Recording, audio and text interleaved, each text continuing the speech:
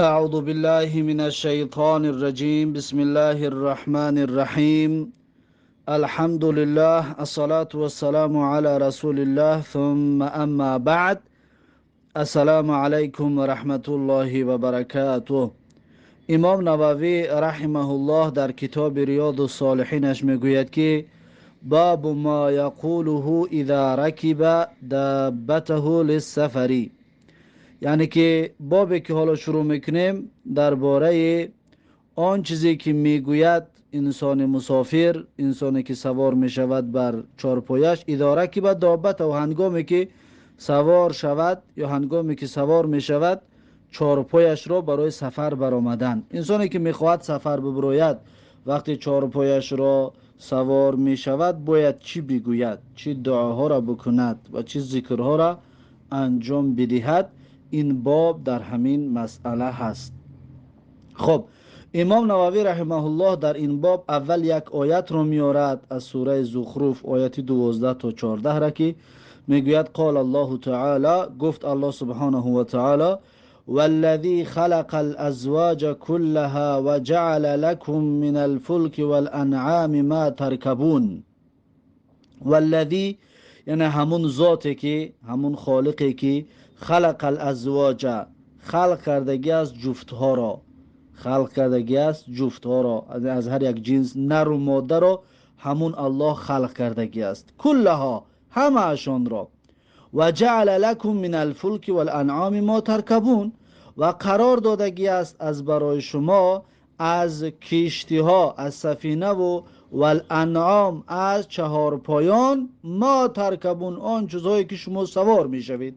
یعنی الله سبحانه و تعالی کشتی برای شما قرار دادگی است و الله سبحانه و تعالی چهار پایان معین را برای سوار شدن برای شما قرار دادگی است که ترکبون، شما اونها را سوار می شوید. لتستووا علی ظهورها، لتستووا علی ظهوره، یعنی که تا اینکه قرار بگیرید شما بر پشت آنها، بر پشت، بر بالای سفینه کشتی یا که بر بالای شتر و آن حیواناتی که سوار می شوید. ثم تذکروا نعمت ربکم، بعد بیاد بیارید شما نعمت پروردگارتان را، نعمت خالقتان را بیاد بیارید. اذا استویتم علیه، هنگامی که قرار گرفتید شما بر بالای همون چیزها، بر بالای کشتی یا بر بالای حیوانات سواره، وقتی قرار گرفتید شما ذکر الله را بیاد بیارید، بیاد بیارید نعمت الله تبارک و تعالی. و تقولو، و بگوید، یعنی که میگوید چی است اون دعا؟ سبحان الذي سخر لنا هذا وما كنا له مقرنين وانا الى ربنا لمنقلبون. همین از دعای سفر که سبحان الذي سخر لنا، یعنی پاک است الله که سخر لنا، یعنی در زیر فرمان ما قرار داد این را، یا که رام گردانید این را. و ما كنا له مقرنین، و ما نداشتیم بر وی توانایی. و ما كنا له یعنی نداشتیم ما بر همون چیزی که حالا در بالاش قرار گرفته هستیم، مقرنین یعنی که توانایی بر اون نداشتیم. و انا الی ربنا لمنقلبون، و حتما ما به سوی پروردگارمون بازگردنده هستیم، یعنی باز میگردیم به سوی پروردگارمون. پس ما برگردندگان به سوی الله تبارک و تعالی هستیم. پس این را، یعنی که نعمت الله را به یاد آورده و این سخن را گفتن، که این خودش دعای سفر هست که یا هر چی را سوار میشوید، ماشین سوار میشوید یا لیفت سوار میشوی یا هر چیزی که سوار میشوی این دعا را انجام میدی. خب این بود اولین آیت، یعنی یه آیت آوردگی بود، این بود آیتش. بعد از این میگذره در قسم حدیثا، باز از حدیثا برامون دعاهای را بیان میکند در باره سفر کردن، این دعاها را انجام بدیم. خب حدیث 971 وعن ابن عمر رضي الله عنهما أن رسول الله صلى الله عليه وسلم كان إذا استوى على بعيره خارجا إلى سفر كبر ثلاثا ثم قال. یعنی که حدیث 971 از کتاب ریاض الصالحین ده امام نووی میگوید که از ابن عمر رضی الله عنهما روایت است ان رسول الله صلی الله علیه و سلم، هر آینه رسول الله صلی الله علیه و سلم کان اذا استوى علی بعیره، یعنی بود پیغمبر هنگامی که قرار میگرفت بر بالای شترش، خارجا الی سفرین، مقصدش یعنی که در حالی که سفر کننده بود، در حالی که راه براینده بود به سوی سفر، یعنی در حالت سفر کردن که می بود، کبر ثلاثا، 3 بار تکبیر می گفت، الله اکبر الله اکبر الله اکبر می گفت، و ثم قال، بعد از 3 بار تکبیر این دعا را می کرد: سبحان الذي سخر لنا هذا وما كنا له مقرنين وإنا إلى ربنا لمنقلبون اللهم إنا نسألك في سفرنا هذا البر والتقوى ومن العمل ما ترضي اللهم هون علينا سفرنا هذا واطوي عنا بعده اللهم أنت الصاحب في السفر والخليفة في الأهل اللهم إني أعوذ بك من وعثاء السفر وكآبة المنظر وسوء المنقلب في المال والأهل والولد. خب این دعا را میگه پیغمبر صلی الله علیه و سلم انجام میداد. این دعا ترجمهش چنین است که سبحان الذی سخر لنا هذا، یعنی پاک از همون اللهی که در زیر فرمان ما قرار داد این را، و ما كنا له مقرنین، و ما نداشتیم بر وی توانایی، یعنی که ما بر وی توانایی نداشتیم که الله سبحانه و تعالی ما را توانایی و قدرت داد و وی را رام گردانید در زیر ما. و اینا الی ربنا لمنقلبون، و هر آینه ما، یا به تحقیق و به درستی این که ما به سوی پروردگارمون بازگردنده هستیم، باز میگردیم به سوی پروردگارمون. اللهم انا نسألك فی سفرنا هذا البر و تقوى، ای بار الها هر آینه ما درخواست میکنیم از تو در این سفرمان بر و تقوا را، نیکویی را، یعنی سفر نیک، و در این سفر همچنین تقوا را رفیق ما بگردان. و من العمل ما ترضی، ای الله تبارک و تعالی همچنین از عملهایی که راضی میشوی تو، یعنی که در همین سفرمان برای ما توفیق عطا بفرما، کارهایی را بکنیم که تو خودت راضی میشوی، کارهای پسندیده را انجام دادنش برای ما نصیب بگردان. اللهم هون علینا سفرنا هذا، ای بار الها آسان بگردان برای ما این سفرمان را. واطوی عنا بعده، ای الله تبارک و تعالی کوتاه بگردان، واطوی یعنی که کوتاه بگردان برای ما بعده، یعنی دوری سفرمان را، این سفر طولانی که ما انجام میدیم، ای الله تبارک و تعالی این را برای ما کوتاه و نزدیک بگردان. اللهم انت صاحب فی السفر، ای الله تبارک و تعالی تو همراه و یاور ما هستی در این سفر. والخلیفة فی الاهل، ای الله تبارک و تعالی تو جاینشین هستی در اهل ما، در خانواده ما. اللهم انی اعوذ بک من وعثاء سفر، ای بار الها هر آینه من پناه طلب میکنم به تو از سختی هایی که در سفر هست، حتما سفر سختی ها دارد، ای الله من به تو از سختی هایش پناه طلب میکنم. و کآبة المنظری، ای الله تبارک و تعالی از دیدن جایهای غمانگیز همچنین پناه طلب میکنم، یعنی حالتا بگیم جایهای غمانگیز رو نبینم. و کآبه یعنی که غمانگیز کننده ای که منظر است، یعنی جایهایی که ما را غمانگیز میکند، یعنی که اون حادثه های ناخوشی که میشود، الله پناه طلب میکنم از حادثه های ناخوش که بالای ما نآری.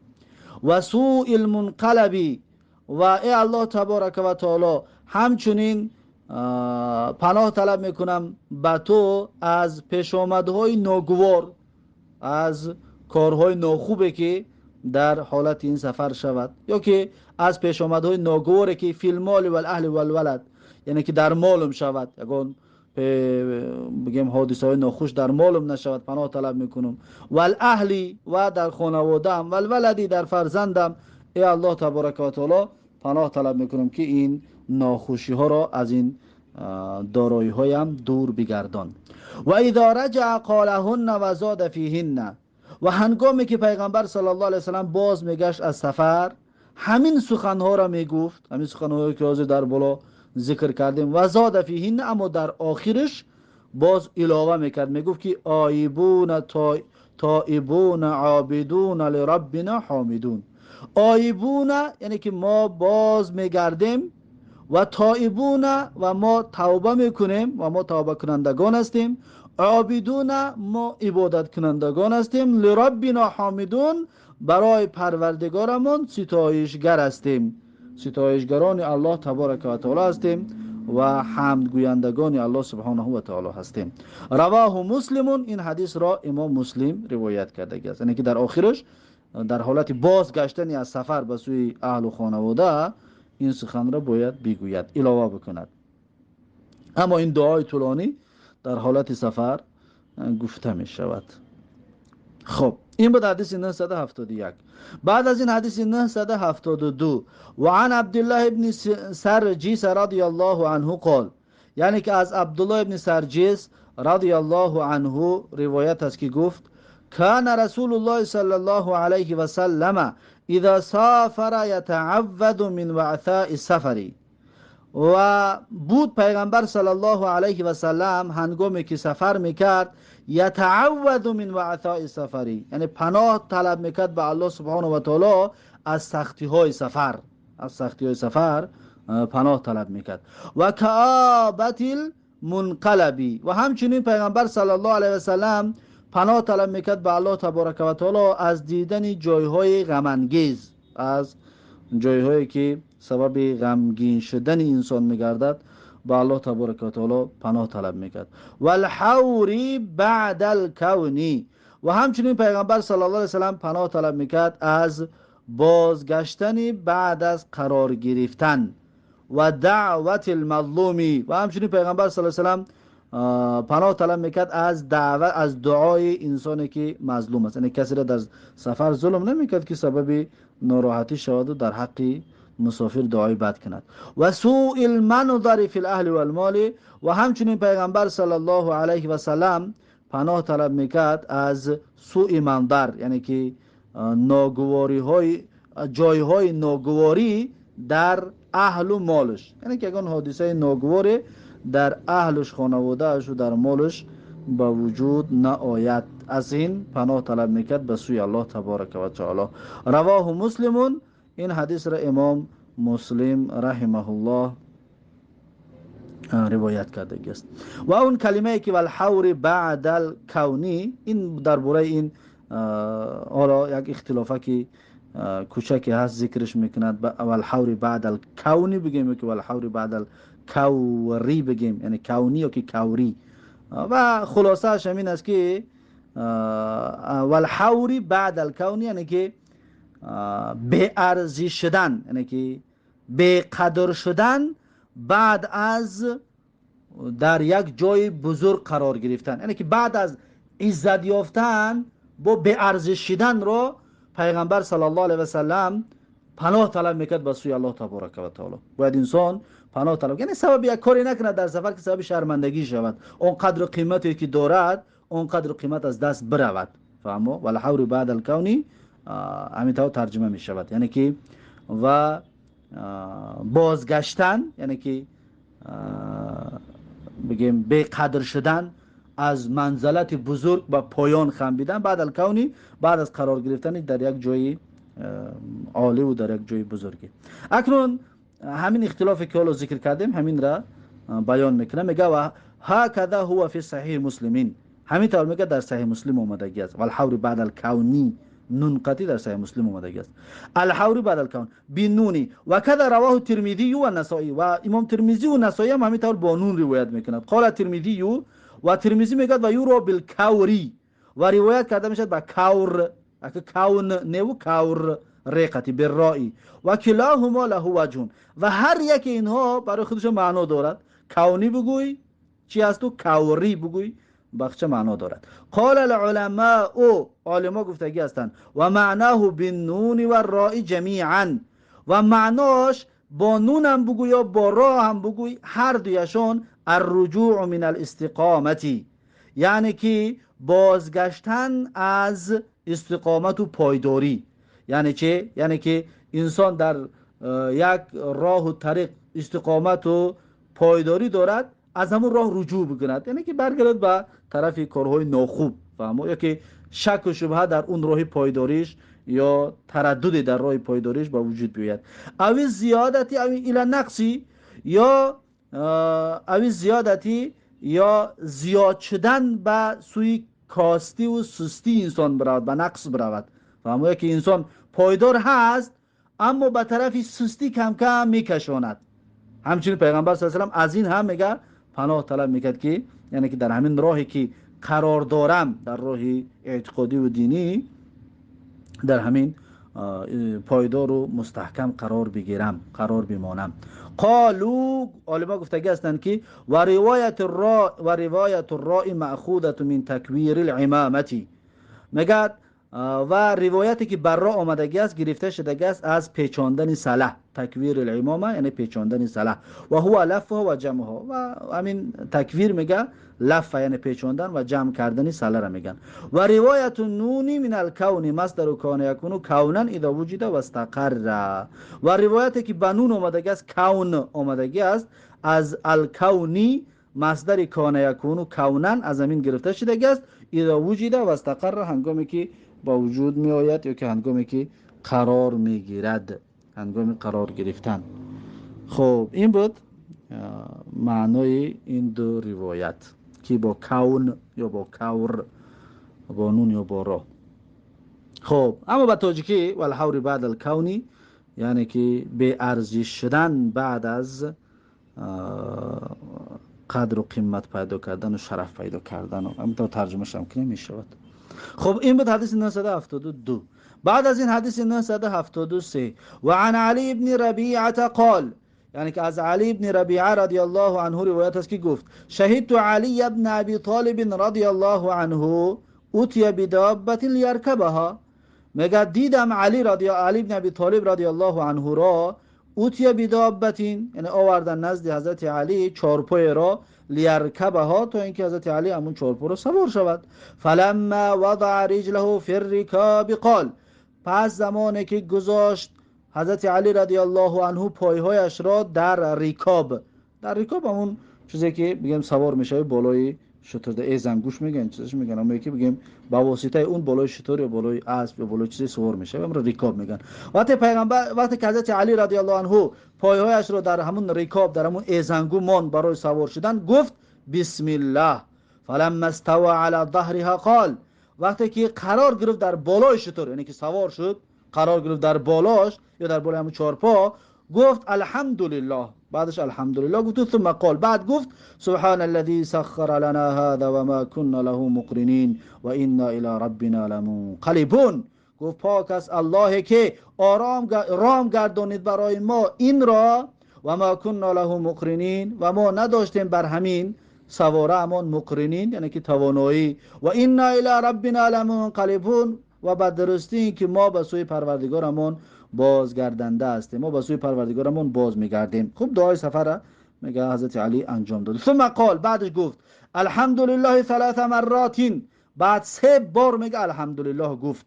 ثم قال الله اکبر 3 مرات، با 3 بار دیگر میگه تکبیر گفت، الله اکبر الله اکبر الله اکبر. ثم قال، بعد گفت سبحانك انی ظلمت نفسی فاغفر لی انه لا یغفر الذنوب الا انت، گفت ای بار الها، هر آینه من ظلم کردم بر نفسم، فاغفر لی، پس من را ببخش، انه لا یغفر الذنوب الا انت، هر آینه نمی بخشد گناهان را مگر اینکه تو ای الله، یعنی فقط الله هست که بخشنده گناهان است. به این اعتراف کرده دعا کرد. ثم ضحک، بعد حضرت علی رضی الله عنه میگه خندیدن، پس حضرت علی تبسم کردن. فقیل، پس گفته شد یا امیر المؤمنین، ای امیر مؤمنان، من ای شیء ضحکت، از چی چیز خندیدی، یعنی برای چی خندی، سبب خندن چی است؟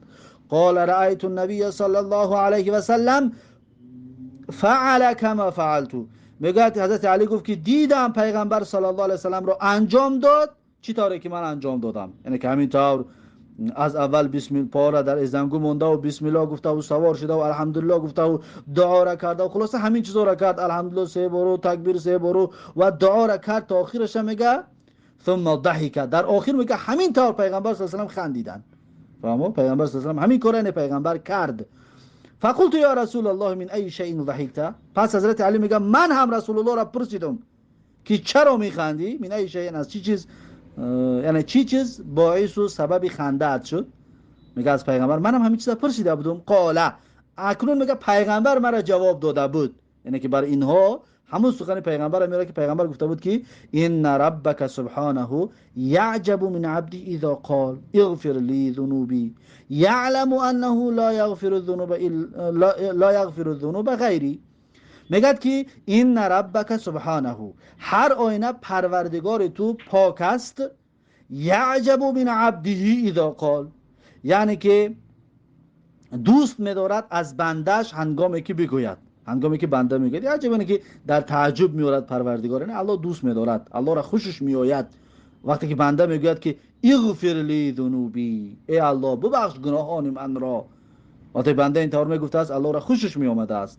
میگفته است که یعلم انه لا یغفر الذنوب غیری، میگه میداند بنده که انه لا یغفر الذنوب، هر آینه نمی بخشد گناهان را غیر من. یعنی الله میگفته است که بنده میداند که فقط و فقط بخشنده گناه الله هست. از این حساب میگوید که اللهم اغفر لی ذنوبی.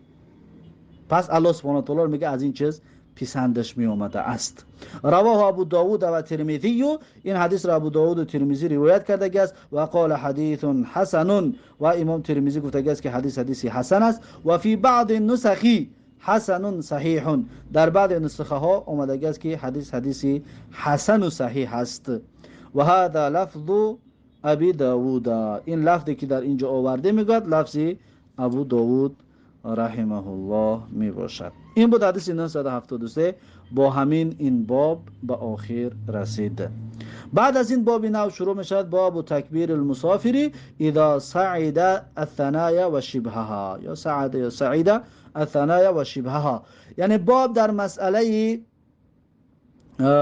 تکبیر گفتن مسافر هنگامی که بالا می شود به راههای دشوارگذر، یعنی که به بلندی ها، وقتی که بالا می شود به بلندی ها و شبه یا مانند همین بلندی ها اگون جای دشوارگذر قطعی گذشتنی می شود باید تکبیر بگوید.